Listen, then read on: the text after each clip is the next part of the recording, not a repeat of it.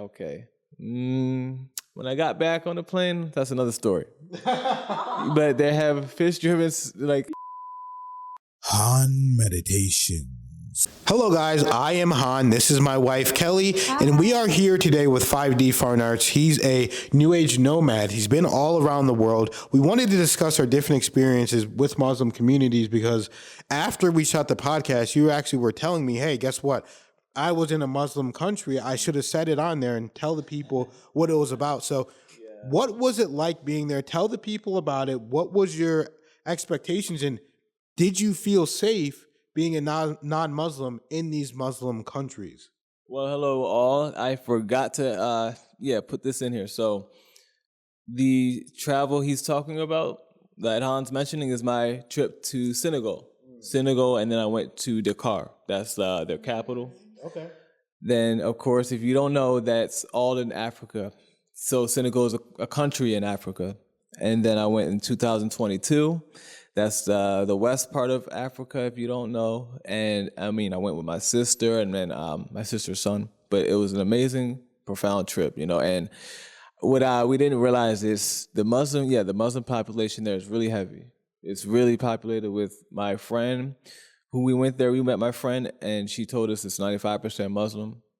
So we couldn't have made the trip possible without her. First of all, we didn't speak the local language, Wolof. Then we didn't speak French, and they speak those two languages there. So she helped to guide us. She kept reassuring us that, you know, when we're going there, like, you know, don't worry, like, you know, the Muslims, they will understand even if you're not Muslim. Because me and my sister looked at each other like, wait, you know, we're not, you know, we've never even learned something from the Quran at that point, right? Yeah. Excuse my ignorance. But yeah, we went there, but it was a really comfortable experience. We saw the Muslims in the street. They had their prayer mat, and each time the what do you call that? It's the alarm. Don't want to call it the alarm, but there's a time to pray. Yeah. And each time, you guys in the comments could help with that. Yeah. Each time it's time to go, they had their prayer mat, put it out in the street or wherever they are, and they go ahead and pray. And then I seen how devout they were. They carried themselves with a lot of pride, and the culture was very structured. So there we go. Like the 95% Muslim, I felt it and all around me, and I'm like, we're maybe the only ones who aren't Muslim. And I didn't have the attire. They had the men had their wardrobe, their attire on. The women also, they would wrap their hair. And I would walk in the streets, and I would see some of the go by the mosques, right? And then I would see them in there, and they would just be, you know, so devout on with their religion and strict and structured with it. And it seemed like it was like, yeah, I respected it. I got a whole new respect for it. So while you were there, did you feel safe being there? Like, did the country itself feel safe? Yeah, it did, to my surprise. You know, I swear, like, I didn't know what to expect. I'm like, they're going to say these are outsiders, or maybe my sister had her pants too tight. She was insecure about that at one point. We were like, wait, make sure we're wearing something that's not too offensive. I mean, we were good. I felt safe. Yeah, I felt that I felt comfortable. Yeah, they were really like, the people were normal. To me, it was like they were normal people. I go to restaurants, and if they could speak English, they would talk to me, but there was a language barrier. They were welcoming. I had a good vibe. And also my friend, she helped, and we had that mediator, but it was awesome. It was awesome. Okay, yeah, because that's interesting, because Kelly and I have a little experience too, just the culture of Islam and different Muslims, because we went to a heavily Muslim populated school. So we know a lot of people that are Muslim. We know a little bit about the culture, but every country obviously is different. So that's interesting you got to see that. Kelly, did you have any questions you wanted to ask him about his time in the country? Because that is an interesting kind of place to go to without you even knowing anything about it. And you got to see them pray and all that. Yeah, it's an interesting place to be, I'm sure, with that mix of, you know, it's an African country, but 95% Muslim. Wow, I never knew that. And then... The first thing my friend told me. Sorry, that was the first thing that she said. It was 95% Muslim. Just know that, like, where you are. Yeah. And then they have the French speaking as well. So that's a whole other thing.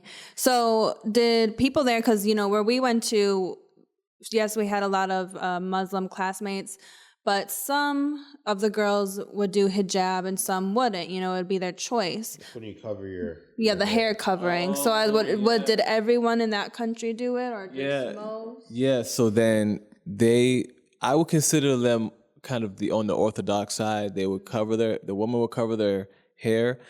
Also, I didn't see a lot, for some reason, I didn't see a lot of women out on the streets in the daytime. I think they were maybe inside the house, tending to the house or to the children, or doing other things. I saw a lot of the guys and the men out with their attire on, and then the women, when I did see them, had their hair wrapped, and they were really great cooks. The food was good, and the women were also really polite.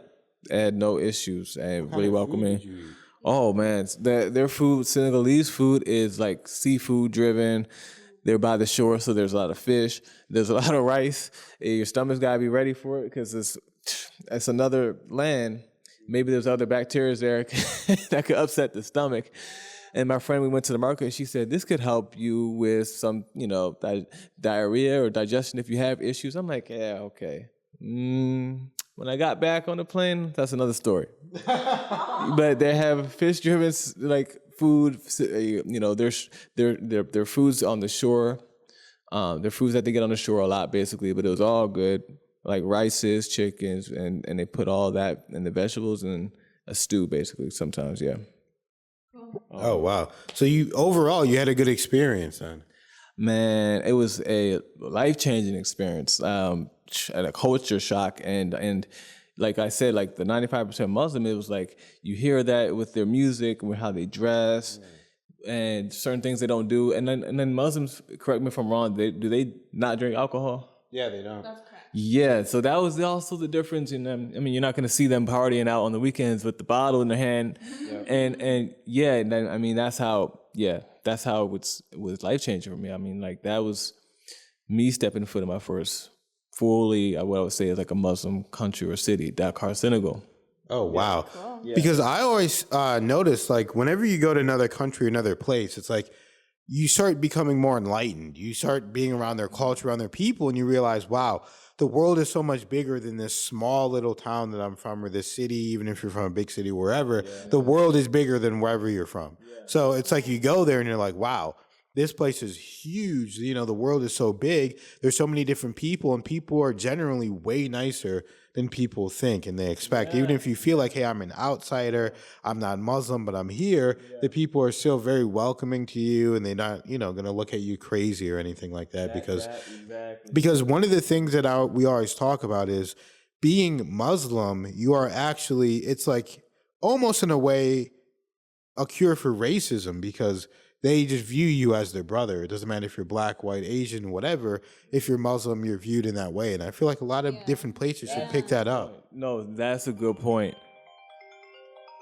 Stop it. And Man. it doesn't matter if you were born Muslim, if you just reverted a week ago, they just will see you just as equal as brothers and sisters, So with that point, just something quick to say. And he mentioned this in his spoken word, Allah will love you, whether you're black, brown, white, the color. But even if those who knew Malcolm X and what he would teach, his greatest awakening is when he went to his pilgrimage and he realized, hey, there's Muslims of other cultures. They're not all black. I see the white brother, I see the Asian brother, but we're all on our pilgrimage.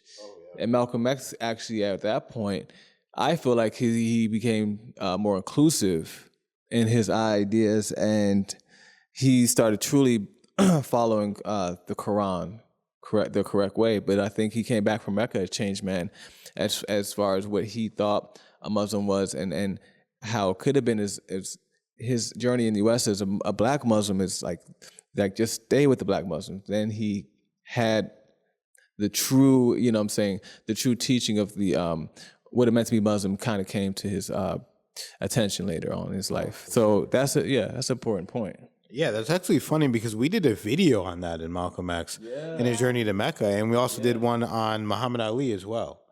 So we did a couple of videos about that because it really changes people's perspective. So we are going to definitely just, keep showing them videos, keep watching videos, and keep expanding our knowledge ourselves because we're learning more as well. So the more we learn, the more we grow, the more we all grow together. So thank you for sharing that experience with us, for real. That's awesome. And I have to thank everybody that's been donating. Thank you so much, guys. We see it. We're going to get to all of your requests. That's why we've been doing 2 videos a day, because we want to do it as many videos as possible, get to as many requests as possible, because we're doing this for you and also to spread the word of God. So thank you. All you have to do is comment, like the video, and subscribe. If you want to donate, you can. The link will be in the description. So thank you guys for being here. We'll see you in the next video.